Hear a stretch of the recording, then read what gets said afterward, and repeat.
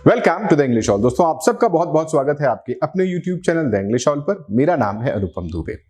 आज के इस वीडियो में हम दो बहुत स्पेसिफिक चीज करने वाले हैं। हम DU LLB की एलिजिबिलिटी चेक करने वाले हैं। ग्रेजुएशन की क्या एलिजिबिलिटी है, मास्टर्स की क्या एलिजिबिलिटी है, इसके साथ साथ कौन कौन से कॉलेजेस हैं और उनके नंबर ऑफ सीट्स क्या है। एक चीज यहां पर और मैं आपके ध्यान में लाना चाहता हूं, जब भी हम 3 ईयर लॉ की बात करते हैं तो 3 ईयर लॉ 5 ईयर लॉ से कैसे डिफरेंस है। जब लोग बाग 5 ईयर लॉ के लिए जाते हैं तो वो जस्ट आफ्टर 12th चले जाते हैं, और कई बार ऐसा भी देखा गया है कि वो बच्चा बहुत ज्यादा मैच्योर नहीं रहता या इंटरडिसिप्लिनरी कोर्सेज के बारे में उनकी अवेयरनेस नहीं रहती।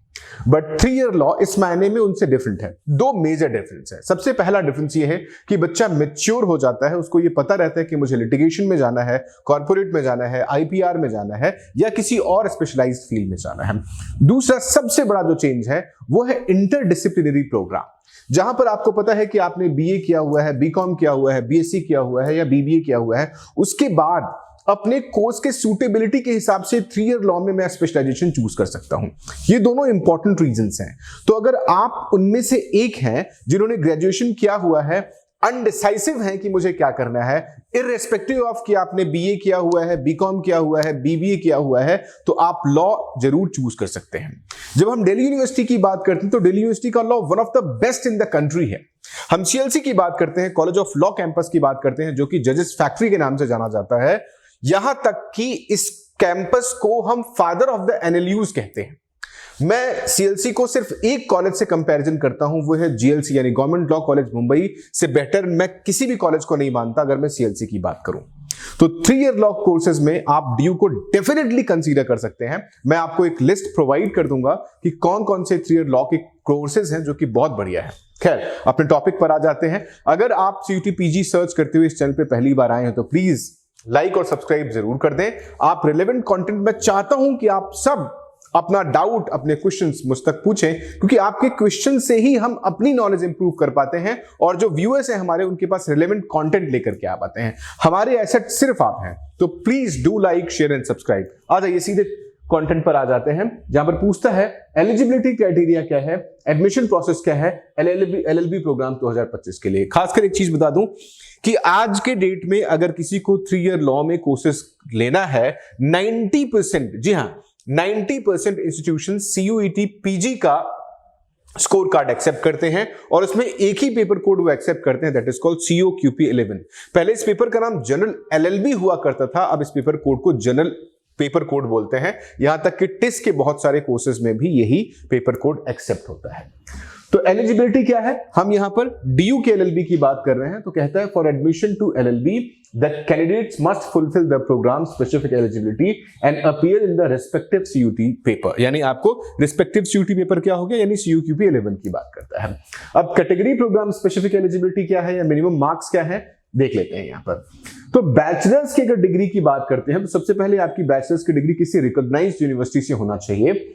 आपके पास 50% मार्क्स होने चाहिए अपने ग्रेजुएशन में, या इसका इक्विवेलेंट ग्रेड होना चाहिए। या तो 50% मार्क हो, या अगर ग्रेडिंग सिस्टम है तो इक्विवेलेंट ग्रेड होना चाहिए for candidate belonging to unreserve category से, इकोनॉमिकली वीकर सेक्शन से, और OBC NCL के लिए आपके ग्रेजुएशन में 50% मार्क्स होना चाहिए।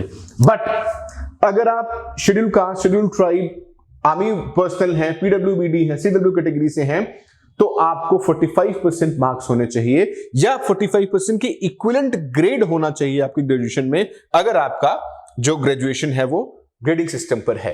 तो ये यानी 45%, 50% अनरिजर्व के लिए, OBC EWS के लिए, रेस्ट के लिए आपके पास 45% चाहिए। ये ग्रेजुएशन की डिग्री है। सेकंड देखते हैं, अगर आपकी मास्टर्स की डिग्री है तो ये वेरिएशन है। जो नया कैंपस, जो नया प्रोस्पेक्टस है वो 50% कहता है, बट कहीं कहीं 40% भी रिक्वायर्ड होता है कि अगर आपने मास्टर्स किया हुआ है तो आपके पास अक्रॉस डिफरेंट ग्रुप, यानी अगर अनरिजर्व, EWS, OBC में 50% और बाकी सब 45% चाहिए।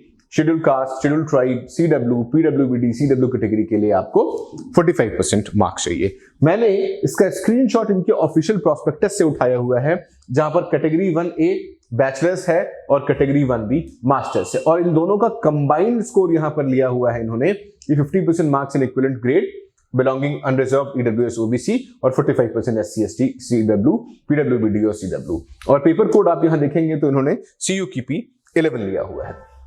अब अगर नंबर ऑफ सीट्स की बात कर लें तो सबसे पहले आता है कैंपस लॉ सेंटर CLC, दूसरा आता है लॉ सेंटर 1 और तीसरा आता है लॉ सेंटर 2 जिसको LC2 बोलते हैं। टोटल नंबर ऑफ सीट्स की बात करें तो 1170 सीट्स यानी 1170 सीट्स हैं और अक्रॉस 3 कैंपसेस 390, 390 और 390 सीट्स हैं।